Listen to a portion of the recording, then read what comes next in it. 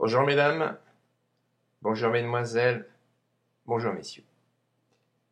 Je voudrais faire le point ce jour sur les armes et énergie dirigée, l'électromagnétisme, les rayons laser très puissants.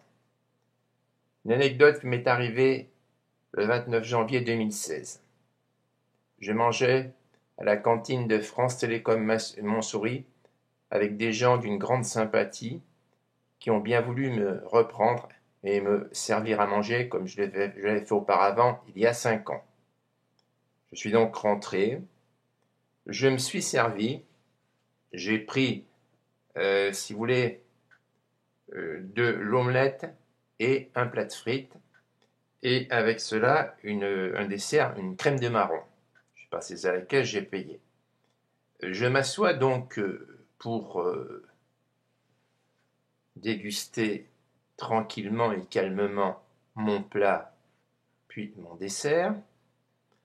Les frites, ça passe bien. L'omelette, ça passe bien. Mais quand je suis arrivé à la fin quand j'ai fini d'absorber, j'ai eu comme un spasme. Mais pas un spasme, comme si j'avais un couteau ou un poignard ou une balle carrément qui rentrait par l'arrière et qui ressortait par l'avant, comme si on m'avait enfoncé un poignard au creux de l'estomac. Mais je signale à tous ceux qui voudraient me faire passer pour un fou, parce qu'ils ne mentent pas. Ils ne sont pas légion pour me piquer ma maison en province. Je signale à tous ces gens-là que je ne sais pas si ça vient d'eux. Je n'en sais absolument rien. Mais c'est que ce jour, j'ai pris une puissance d'électromagnétisme qui m'a traversé pratiquement le corps de part en part et qui m'a tapé sur l'œsophage, et à la date d'aujourd'hui, j'ai encore la douleur. Je demanderai que de tels procédés qui sont tristement mafieux, qui sont plus ou moins commandités par des hautes personnes, puissent s'arrêter. Je n'accuse pas du tout France Télécom ni le personnel de France Télécom. Mais vous savez, dans toute société, il peut y avoir une brebis galeuse, voire beaucoup plus.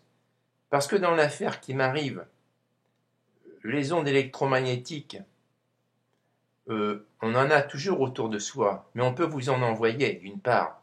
Et je vous dirais franchement, comme je me sens en danger de mort, et qu'actuellement, qu'est-ce qui m'arrive? C'est un crime. C'est un crime en préparation et qui a pour origine probablement une personne qui habite dans mon immeuble, qui collabore avec d'autres personnes, et c'est un véritable crime. On me suit partout, dans la rue, surtout aux distributeurs d'argent. On contrôle l'argent que je mets pour payer mes commissions, que ce soit Lidl, que ce soit à OKB Auchan ou que ce soit à la Porte d'Ivry. Tout ça est proprement scandaleux. Ça sent un parfum d'assassinat qui n'a jamais été aussi proche. J'avertis donc les forces de l'ordre, police, gendarmerie, police judiciaire, ministère de l'Intérieur, ministère de la Défense, à m'aider le plus rapidement possible et à faire que ces événements cessent. Parce qu'on ne peut quand même pas rester pendant 48 heures avec une douleur au creux de l'estomac que je n'avais pas précédemment, qui est survenue tout d'un coup. Et je signale que j'avais 0% stress. Alors messieurs, mesdames, si vous êtes intéressés par la maison de Nouzrine, je vous signale que de toute façon vous ne l'aurez pas, et que moi, si je ne l'ai pas, vous aurez en face de vous une fille comme ma fille qui est ingénieure, diplômée d'État, et vous aurez un fils qui est professeur agrégé. Alors si vous voulez vous accrocher à eux, vous pouvez y aller, vous avez perdu avant d'agir. Ne cherchez pas trop à m'emmerder, parce que ça commence franchement à faire. Pas plus que certaines entités du gouvernement qui peuvent peut-être pas me voir comme la police judiciaire, la police ou la gendarmerie.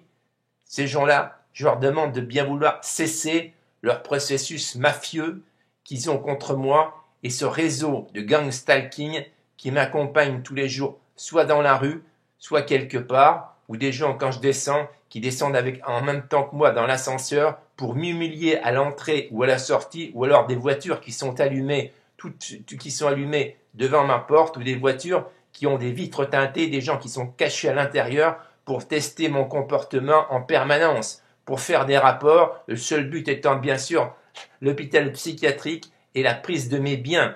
Parce que sachez bien qu'à l'intérieur de l'immeuble, il y a une personne qui travaille en psychiatrie, donc celle-là doit être très intéressée. Enfin, mon réquisitoire est peut-être un petit peu dur, mais je suis dur avec ceux qui sont durs. Je ne suis pas du tout dur avec France Télécom. France Télécom, ce sont des amis à moi, des syndicalistes que j'ai connus depuis très longtemps. Force ouvrière, la CGT, l'UNSA, j'ai rien contre ces gens-là. J'ai simplement que dans une société, quand il y a une brebis galeuse, nous devons absolument la combattre. Et si nous ne combattons pas la brebis galeuse, elle va me faire descendre.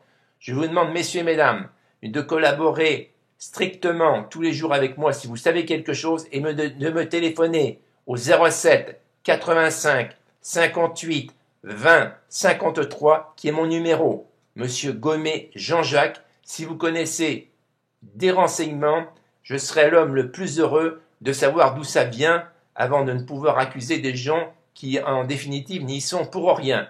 Je vous souhaite à tous une bonne et heureuse journée, particulièrement un bon samedi, un bon dimanche qui apparemment s'avère pluvieux. Au revoir mesdames, mesdemoiselles, messieurs, monsieur Gomé Jean-Jacques, SOS Reporter, Fil Info Presse. Au revoir mesdames.